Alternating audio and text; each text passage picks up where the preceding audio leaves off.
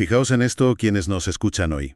Imaginaos que salir a trotar un poco, justo después de tomar la medicación habitual, pudiera llevaros a urgencias más rápido que comeros 3 donuts seguidos. Madre mía, suena exagerado, pero es que es una realidad clínica. Y fíjate que siempre tenemos esta creencia generalizada de que, bueno, el movimiento es inherentemente bueno en cualquier circunstancia, ¿no? Claro, la típica idea de que sudar un poco siempre suma puntos a favor de la salud.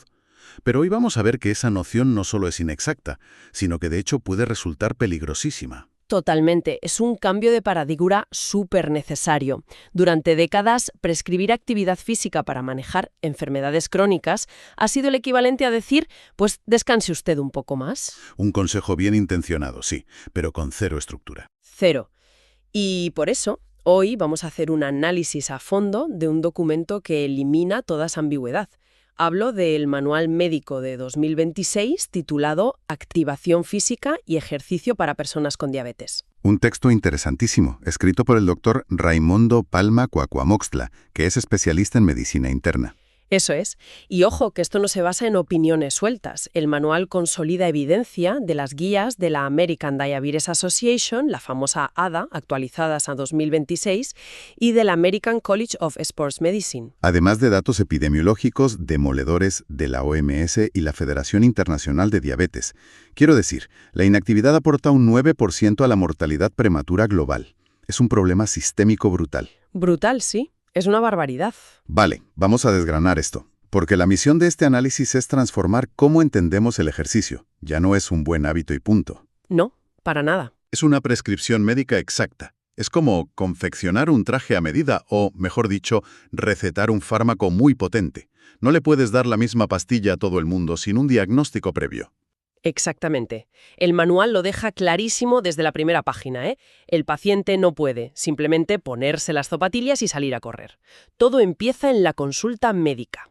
Y antes de sudar, hay que evaluar. ¿Cómo mide un médico si alguien es apto y, sobre todo, para qué tipo de ejercicio? Pues según las directrices de la ADA de este 2026, mediante la estratificación del riesgo. Básicamente se divide a los pacientes en 3 niveles. No todo el mundo puede saltar a la cinta de correr a la primera de cambio.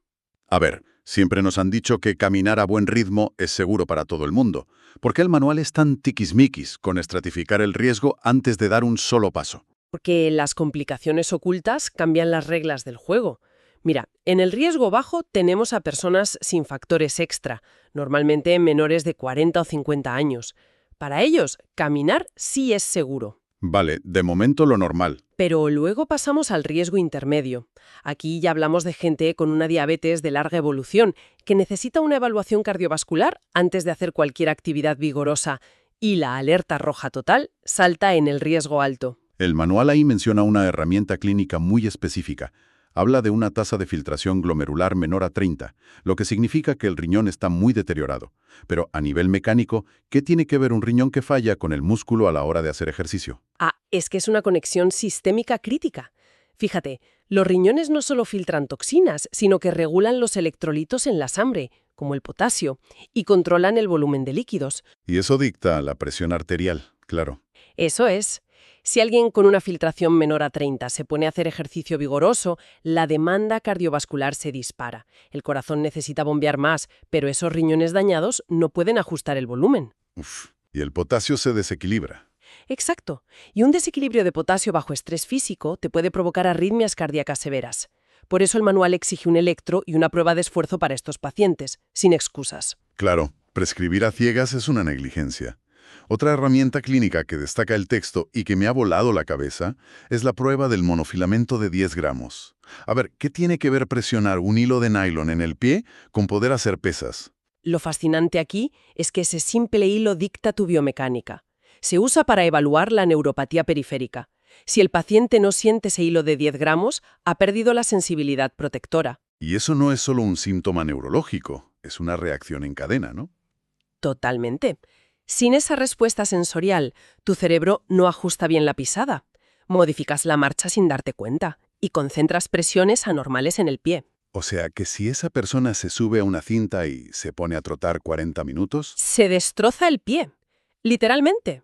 Termina con microfracturas o úlceras por el roce. Y como no hay dolor que avisa, sigue corriendo. Esto deriva en la neuroartropatía de Charcot, una deformidad gravísima. Madre mía. Por eso, si hay neuropatía severa, prohibidos los saltos y el impacto. Se pasa automáticamente a ejercicios no erosivos como el remo o la natación. La anatomía dicta la actividad, es de cajón. Y hablando de anatomía, el texto es súper estricto con la retinopatía diabética proliferativa.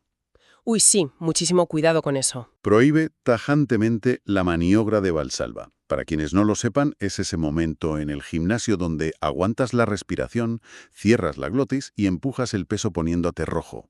Eso mismo. Ese acto tan común genera un pico de presión intratorácica brutal que va directo a los vasos sanguíneos de los ojos. Y si tienes vasos anormales y frágiles por la retinopatía, Te los cargas. Ese pico de presión revienta los capilares y te causa una hemorragia vítrea o un desprendimiento de retina. La receta aquí es obligatoria: pesos ligeros y exhalación continua. Nada de aguantar el aire. y para medir el estado de forma sin tanta tecnología, el texto rescata el test de marcha de 6 minutos. Literalmente te pide un pasillo de 30 metros. Es una maravilla funcional.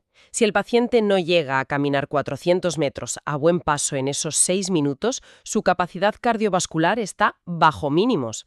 Vale, supongamos que el médico ya tiene la evaluación completa. Ya sabemos qué evitar. Aquí es donde se pone realmente interesante, porque el manual es tajante. El entrenamiento combinado es superior a cualquier otra modalidad. Sin duda. La evidencia de 2024 y 2025 demuestra que mezclar aeróbico con resistencia, o sea, con pesas, reduce la hemoglobina glicosilada entre un 0,6 y un 1,2%. Un 1,2% puede sonar a poco para quien nos escucha, pero a nivel clínico es una barbaridad, ¿no? Es un salvavidas. Bajar un 1% reduce casi un 40% el riesgo de complicaciones microvasculares, como quedarte ciego. Es como tomarte una pastilla extra o mejor. Y además mejora la secreción de insulina en la primera fase en más de un 53%. Espera. ¿Las células del páncreas no están levantando mancuernas? ¿Cómo es posible que levantar pesas mejore la insulina del páncreas en un 53%? Es una pregunta buenísima. No es el páncreas el que hace músculo. Al ganar masa muscular y hacer que el músculo sea más sensible a la insulina, le quitas trabajo al páncreas. Ah, claro, le quitas presión. Exacto. El páncreas ya no tiene que segregar cantidades industriales para vencer la resistencia. Se desestresa, por así decirlo, y recupera su capacidad de responder rápido cuando comes. Vale, quiero aterrizar esta biología con el ejemplo práctico del manual. La rutina semanal de 140 a 160 minutos para demostrar que no hay que vivir en el gimnasio. Venga, vamos a desglosarla. Lunes, aeróbico moderado, unos 35 a 40 minutos en zona 2. Ese ritmo donde puedes hablar pero te cuesta un poquito. Y el martes nos metemos de lleno con 30 minutos de resistencia solo para miembros inferiores, piernos y glúteos. ¿Por qué? Porque son los grupos musculares más grandes, son nuestro sumidero de glucosa. Es la analogía que me encanta. El músculo es como una esponja metabólica. Por cada kilo extra de masa muscular, tu sensibilidad a la insulina mejora un 5 o 10%. Eso es. Y por eso el miércoles toca recuperación o movilidad ligera, como yoga. El músculo crece y se repara en el descanso, no mientras levantas la pesa. Jueves, retomamos las pesas pero para el tren superior y el core. Otros 30 minutitos. Viernes, aeróbico un poco más vigoroso. Y el finde, actividad recreativa el sábado y descanso activo el domingo. Fíjate que es un diseño súper inteligente. Alternas grupos musculares, no te quemas, pero mantienes el gasto calórico altísimo toda la semana. Convertir el cuerpo en una esponja metabólica suena genial. Pero, a ver, si esa esponja sigue chupando glucosa a lo bestia cuando ya estás en casa duchado, ¿no hay riesgo de vaciar el azúcar de la sangre y colapsar? ¡Ay, amigo! Ese es el gran riesgo silencioso. Por eso el manual establece el protocolo periférico de monitorización. Tienes que medirte la glucosa 15 minutos antes de arrancar. ¿Y cuál es el margen seguro? Estrictamente entre 100 y 150 miligramos por decilitro. Si estás por debajo de 100, el riesgo de una hipoglucemia en mitad de las sentadillas es altísimo. Vale, ¿y qué pasa si estoy por debajo de 100? Porque el manual habla de la famosa regla de los 15 gramos. Sí, te tomas 15 gramos de carbohidratos de absorción rápida, como un zumito, y, esto es clave, esperas entre 10 y 15 minutos antes de volver a medirte. ¿Por qué hay que esperar tanto? Si me siento mareado, quiero saberlo ya. porque la fisiología tiene sus tiempos. Si te mides a los 3 minutos, el azúcar sigue en tu estómago, te asustas porque la máquina sigue marcando bajo, te tomas otro zumo y a la media hora tienes un pico hiperglucémico de rebote tremendo. Claro, hay que darle tiempo al intestino. Pero volviendo al riesgo de después de entrenar, el manual alerta sobre la hipoglucemia tardía. Habla de un mecanismo que deja las puertas de las células abiertas de par en par. Eso es fascinante. Es la vía de la enzima AMPK. Cuando el músculo se contrae, gasta energía y activa esta enzima. Y la AMPK manda unos transportadores, los GLUT4, a la membrana de la célula para que absorban glucosa. Y ojo que el manual dice que esto ocurre de forma totalmente independiente de la insulina. Totalmente independiente. La simple contracción mecánica abre la célula al azúcar, sin necesidad de hormonas. A ver, frena un momento. Si podemos meter glucosa en el músculo sin usar insulina, solo contrayendo el tejido, ¿por qué no recetamos sentadillas como tratamiento principal antes de pinchar insulina a un paciente con diabetes tipo 2? Pues porque, lamentablemente, es un efecto temporal. Esta superventaja metabólica dura entre 24 y 48 horas post-ejercicio. Ah, vaya, no es para siempre. Claro, después los transportadores vuelven a esconderse y bueno, no puedes estar haciendo sentadillas las 24 horas del día. El cuerpo en reposo y el hígado necesitan insulina sí o sí para gestionar la glucosa basal. Entendido. Pero es justo en esa ventana de 24-48 horas donde está el peligro por la noche, ¿no? Exacto. Por eso el manual insiste tanto en la tecnología. Los monitores continuos de glucosa, los GGM, son vitales aquí. Te vas a dormir después de un entrenamiento intenso y necesitas una alarma que te avise si el azúcar se desploma a las 3 de la mañana. Y esto nos lleva a la cuarta parte, que es la química pura, la integración con la farmacoterapia. Porque el ejercicio choca de frente con lo que el paciente ya tiene en su sangre. Choca y mucho. El ejercicio altera la farmacocinética, es decir, cómo tu cuerpo absorbe y distribuye la medicación. Entonces, ¿qué significa esto? ¿Que el ejercicio puede volver peligrosas a las medicinas? Empecemos por la insulina. El manual dice que pincharse y salir a correr es una trampa mortal. ¿Y lo es? Cuando corres, tu cuerpo manda muchísima sangre a la piel y a los músculos para disipar calor.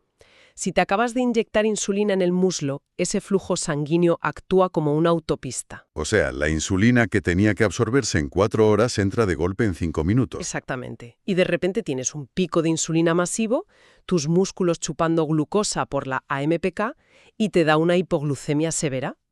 Por eso hay que reducir el bolo previo entre un 25 y un 50% los días que entrenas. Madre mía.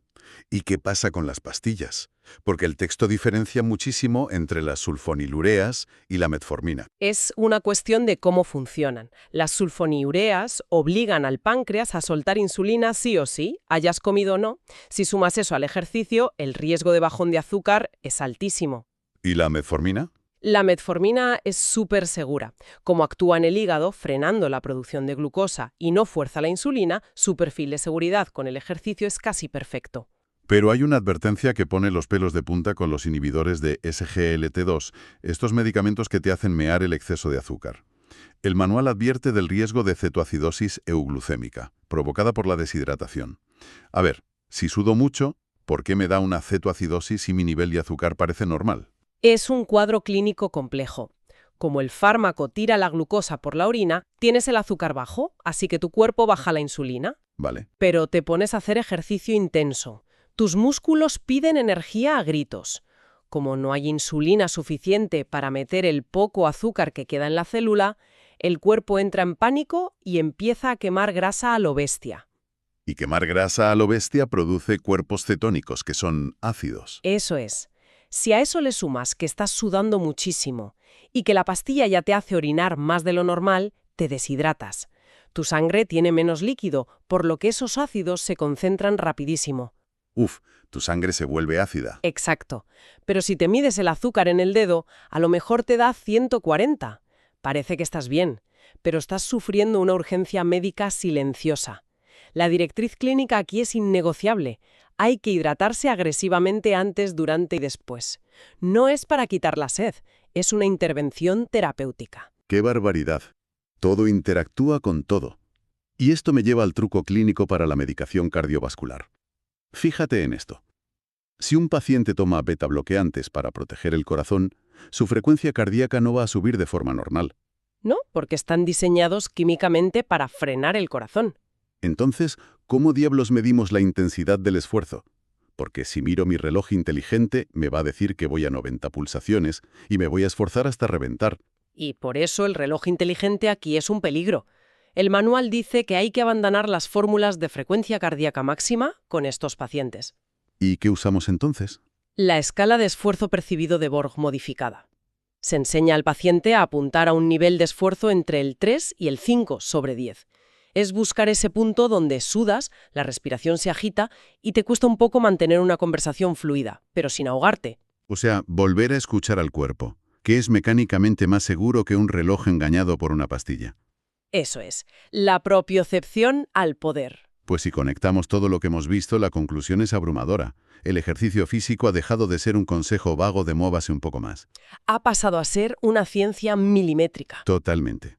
Respaldada por la ADA 2026 y detallada brillantemente por el Dr. Palma. Hemos visto que exige evaluación previa como el test de 6 minutos. Demanda rutinas híbridas de pesas y cardio. Un control estricto de glucosa con la regla de los 15 gramos. Y reajustes farmacológicos súper precisos.